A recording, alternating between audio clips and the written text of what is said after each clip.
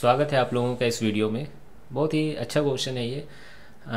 चलिए सॉल्व करते हैं। इनफैक्ट पिछले 2-3 क्वेश्चंस एक इसी टाइप के क्वेश्चंस हैं, है ना, एक ही टाइप के क्वेश्चंस हैं। तो क्वेश्चन कह रहा है car is going at A speed of 21.6 kilometre per hour. अब ये इस 21.6 किलोमीटर पर आवर को तुरंत मीटर पर सेकंड में चेंज कर दीजिए। 5/18 से मल्टीप्लाई करके 18 1 जा 18, फिर ये 336 1.2 आ जाएगा। 1.2 इंटू 5 6 हो जाएगा, है ना, ठीक है।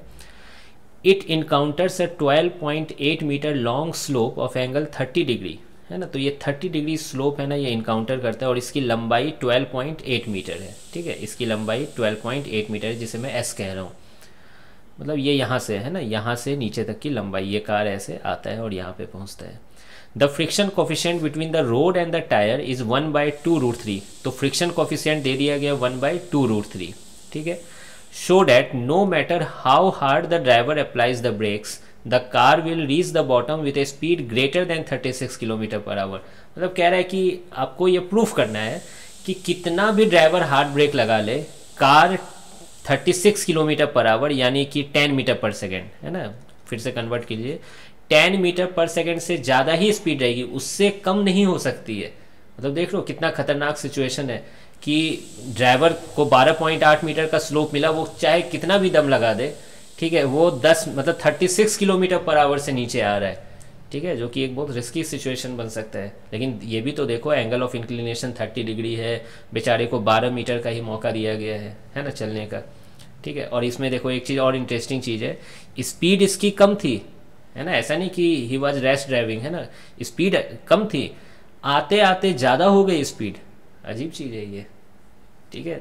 तो स्लोप भी तो ज़्यादा है, 30 डिग्री का इंक्लिनेशन अच्छा खासा होता है। तो खैर हम लोग देखते हैं इसमें क्या सोच रहेगी। तो सबसे पहले तो v का वैल्यू निकालना है, तो इक्वेशन ऑफ मोशन लगा देते हैं। कौन सा इक्वेशन? v² = u² + 2as, है ना। चूँकि वेलोसिटी वे आगे बढ़ने वाली है तो एक्सीलरेशन इसी डायरेक्शन में होगी।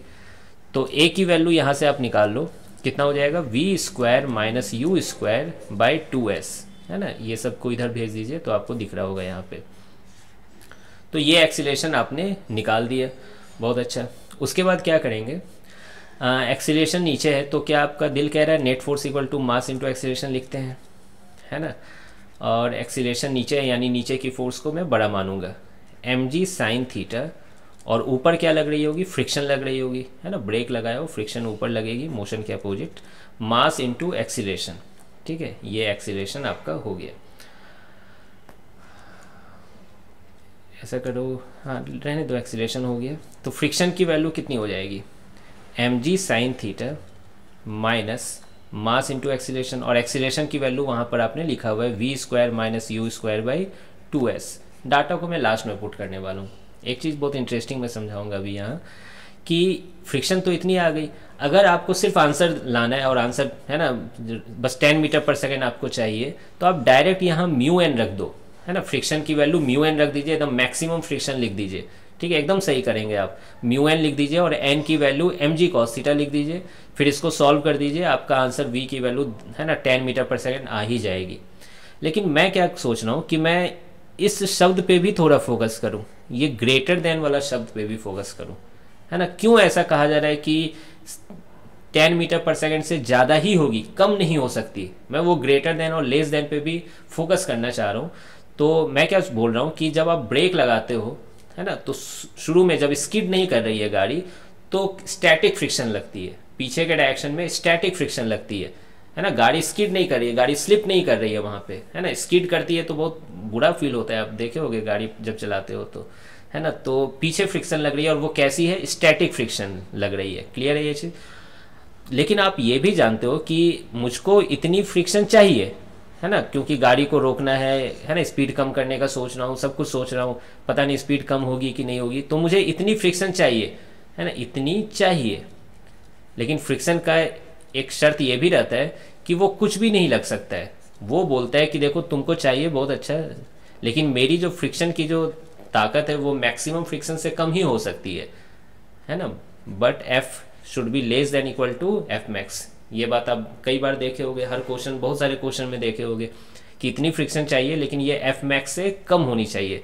तो मैं इसी चीज़ का यहाँ पर इक्वेशन के फॉर्मेट में यूज करना चाह रहा हूँ। तो देखिए एफ की वैल्यू आप क्या लिख दोगे, M G sine theta minus M into V square minus U square by 2s less than equal to F max की वैल्यू क्या होती है, म्यू एन होती है, म्यू एन होती है, और एन की वैल्यू क्या है, एम जी कॉस थीटा। क्यों, परपेंडिकुलर टू इंक्लाइन तो कोई मोशन नहीं है, तो वहाँ तो आप एम जी कॉस थीटा लिख सकते हो, normal equal to M G cos theta. फिर देखिए मास से मास कट गया, क्लियर है ये चीज़। तो यहाँ से आप V square minus U square देखिए, है ना, इसको उधर भेज दीजिए, लेकिन लिखिए इधर ही आप, है ना, उधर भेज के लिखिए इधर ही, और ये दोनों उधर चले जाएंगे, ये इस साइड आ जाएगा तो माइनस में हो जाएगा, है ना। तो जी कॉमन ले लीजिए, sign theta minus mu cos theta. ये नॉर्मल मैं सॉल्व कर रहा हूँ, है ना, इसमें कोई बड़ी बात नहीं है, ये सीखने नहीं आए हो आप। 2s को उधर, है ना, वापस भेज दीजिए तो मल्टीप्लाई हो जाएगा, नीचे डिवाइड था। तो देखिए v की value greater than equal to क्या आ गई, अंडर रूट, ये इधर चला जाएगा प्लस हो जाएगा you square plus 2sg sign theta minus mu cos theta. देख रहे हो। अब इसको मैं सॉल्व कर देता हूँ, सारा डाटा जल्दी जल्दी पुट करते हैं। तो v greater than equal to under root U का स्क्वायर, यू कितना है 6 है, 6 का स्क्वायर कितना हो गया 36, बहुत अच्छा। s की वैल्यू कितनी है 12.8 है, तो इसको लिख दूं क्या 128/10, है ना। g की वैल्यू क्या है 10 ले लो, साइन थीटा कितना है साइन 30 डिग्री 1/2 हो जाएगा, म्यू की वैल्यू कितनी है 1/2√3 है, और कॉस 30 डिग्री कितना हो जाएगा √3/2। तो ये तो समझ रहे हो, √3 से √3 कट गया, 2 to 4 हो गया, 1/2 माइनस 1/4, 1/2 माइनस 1/4, 1/4 हो गया। फिर 10 से 10 कट गया, 2 से 4 को काट दो 2 हो जाएगा, और ये 64 आ गया, वाह 36 प्लस 64। तो इतना तो आप समझ ही रहे हो, 36 प्लस 64 आ गया। 36 प्लस 64 कितना होता है 100 होता है, एक सेकेंड, हाँ अंडर रूट 100 आ गया। तो इससे क्या पता चल रहा है, फाइनली देखो यहाँ पर मैं लिख रहा हूँ, है ना, यहाँ से तो v greater than equal to क्या आ गया 10 मीटर पर सेकेंड। तो देखा आपने, एकदम एग्जैक्टली ग्रेटर देन वाला भी चीज़ समझ में आ गया है कि v, है ना, अगर आप ये सब कंडीशन लगाओगे, है ना, जो कि सही कंडीशन है, तो v हमेशा 10 मीटर पर सेकंड से ज़्यादा ही होगा। मिनिमम कितना हो सकता है, v की मिनिमम वैल्यू क्या हो सकती है 10 मीटर पर सेकंड, ठीक है। तो यही बोला गया था कि इससे, है ना, ज़्यादा ही होगी, है ना, इससे कम नहीं हो सकती है, 10 से कम नहीं हो सकती है, 10 से ज़्यादा ही रहेगी, है ना। मतलब अगर आप ज़्यादा हार्ड ब्रेक नहीं लगाओगे तो 10 से ज़्यादा स्पीड में आप यहाँ पर पहुँच सकते हो। आ रही बात समझ में। तो आई होप कि आपको ये सॉल्यूशन समझ में आया होगा, है ना, और अच्छा लगा होगा। मिलते हैं फिर नेक्स्ट वीडियो में।